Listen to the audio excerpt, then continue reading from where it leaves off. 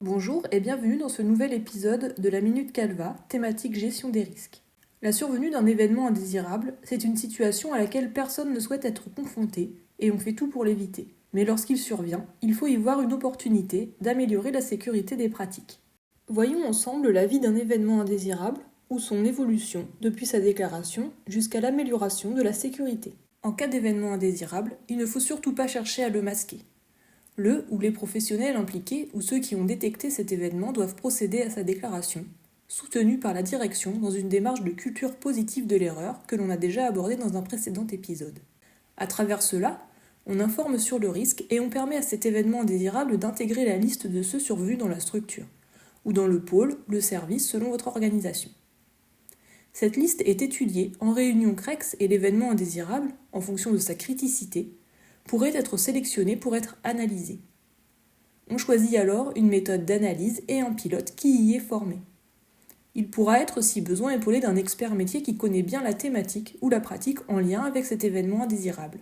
Débute alors cette analyse systémique collective avec le recueil des données auprès des professionnels concernés et de l'usager si cela est possible. La chronologie des faits établis permet de repérer les écarts et d'identifier les causes profondes ou facteurs contributifs de l'événement, ceux qui ont favorisé la survenue d'une erreur. Les barrières de sécurité concernant la prévention ou la récupération d'un tel événement et l'atténuation de ses conséquences sont analysées. Sont-elles existantes ? Ont-elles été efficaces ? Faut-il en prévoir de nouvelles ? Cela permettra à nos analystes de proposer des axes d'amélioration en lien avec les causes profondes identifiées. Retour en CREX pour présenter la synthèse de cette analyse et choisir en équipe les actions à mettre en œuvre. Quelques caractéristiques à retrouver, elles doivent être pertinentes, efficaces, pérennes, et surtout formalisées dans un plan d'action. Exit le yaka faucon, pensée pilote, secondée de contributeurs, échéance de réalisation et indicateur de suivi. Et bien sûr, communication autour de ce plan d'action. C'est à ce moment que la sécurité des pratiques peut concrètement commencer à se renforcer sur le terrain. Sous l'impulsion de son pilote, chaque action est mise en œuvre dans le délai fixé. Cela ne s'arrête pas là.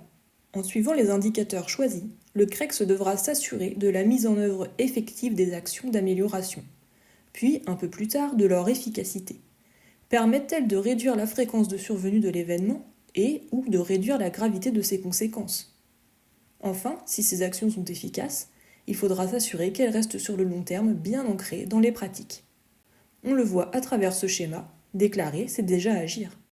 Retrouvez ces différentes étapes dans notre infographie à télécharger et rendez-vous très bientôt pour un prochain épisode.